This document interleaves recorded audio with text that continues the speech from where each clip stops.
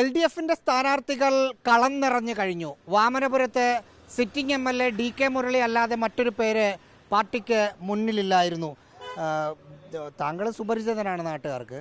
എതിർ സ്ഥാനാർത്ഥി വന്നൊന്ന് പ്രചാരണത്തിലേക്ക് ഇറങ്ങുമ്പോഴേക്കും വോട്ടെടുപ്പ് ദിവസം എത്തി.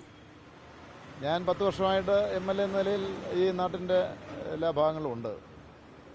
ആ നിലയിൽ ജനങ്ങളുടെ സഹായം എനിക്ക് കിട്ടും എന്നുള്ളത് എൻ്റെ ഉറച്ച പ്രതീക്ഷയാണ്. തീർച്ചയായിട്ടും നന്നായി ജയിക്കാൻ കഴിയും എന്നുള്ളതാണ്.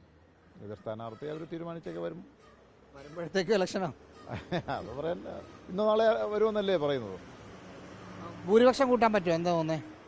അല്ല, പൊതുവിൽ ഇടതുപക്ഷ ജനാധിപത്യ മുന്നണിക്ക് അനുകൂലമായ ഒരു അന്തരീക്ഷമാണ് കേരളത്തിലുള്ളത്. അത് മറ്റൊന്നും കൊണ്ടല്ല, ഈ ഗവൺമെൻറ് നടത്തിയിട്ടുള്ള വികസന പ്രവർത്തനങ്ങളും ക്ഷേമ പ്രവർത്തനങ്ങളും ജനങ്ങളുടെ മനസ്സിലുണ്ടാകുമെന്നതാണ് ഞങ്ങളുടെ ഉറച്ച പ്രതീക്ഷ. ഈ നിയോജകമണ്ഡലത്തിലും നല്ല രൂപത്തിൽ വികസന പ്രവർത്തനങ്ങൾ കൊണ്ടുവരാനായിട്ടുണ്ട്.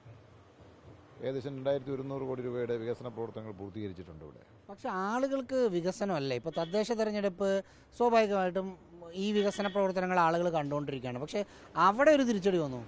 അല്ല, അത് തികച്ചും പ്രാദേശികമായ കാരണങ്ങൾ അതിൽ വർക്കൗട്ട് ചെയ്യും. ഇപ്പോൾ നിലവിലുള്ളൊരു പഞ്ചായത്ത് അല്ലെങ്കിൽ ഒരു പ്രാദേശികമായി നമ്മൾ നിൽക്കുന്ന ജനപ്രതിനിധി, അയാളുടെ ബന്ധുബലം, ചില ജനപ്രതിനിധികൾക്ക് വരുന്ന നെഗറ്റീവായിട്ടുള്ള കാര്യങ്ങൾ, കാരണം ജനങ്ങളുമായിട്ട് നേരിട്ട് ഇടപഴകുന്ന ഒന്നാണല്ലോ. അവിടെ പൊതുവിൽ രാഷ്ട്രീയത്തിന് അതീതമായ ചില കാര്യങ്ങൾ വന്നേക്കും. പിന്നെ ഈ കഴിഞ്ഞ നിയമസഭാ തെരഞ്ഞെടുപ്പിൽ ജാതിമത വർഗീയ ശക്തികളെ ഏകീകരിക്കുന്നതിൽ UDFന് കുറേയൊക്കെ മുന്നോട്ട് പോകാനായിട്ടുണ്ട്. പക്ഷെ അത് എക്കാലവും നിലനിൽക്കുന്നതല്ല.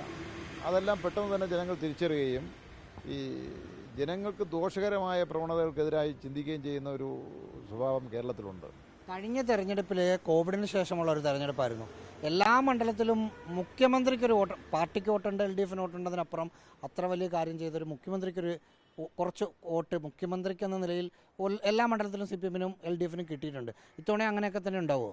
തീർച്ചയായിട്ടും ഈ മുഖ്യമന്ത്രിക്ക് കിട്ടിയെന്ന വ്യാഖ്യാനം വരുന്നത് ഈ ഗവൺമെൻറ് ചെയ്ത നല്ല പ്രവൃത്തികളോടുള്ള അനുഭാവം കൊണ്ടാണ്.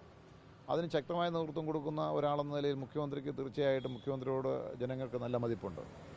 ആ മതിപ്പ് തന്നെയാണ് ഇപ്പോഴും ഉള്ളത്. കാരണം കേരളത്തിൽ ഇത്രയധികം അസാധ്യമെന്ന് തള്ളിക്കളഞ്ഞിരുന്ന വികസന പ്രവർത്തനങ്ങൾ ഉൾപ്പെടെ കൊണ്ടുവന്ന് കേരളത്തെ ഇത്രയും മുന്നോട്ട് കൊണ്ടുപോകാൻ നേതൃത്വം കൊടുത്ത ഒരാളാണ് ബഹുമാനപ്പെട്ട മുഖ്യമന്ത്രി. തീർച്ചയായിട്ടും അദ്ദേഹത്തിൻ്റെയും ഗവൺമെൻറ്റിൻ്റെയും സേവനങ്ങളെ ജനങ്ങൾ ആ നിലയിൽ തന്നെ വിലയിരുത്തും എന്നുള്ളതിന് ഒരു തർക്കവുമില്ല.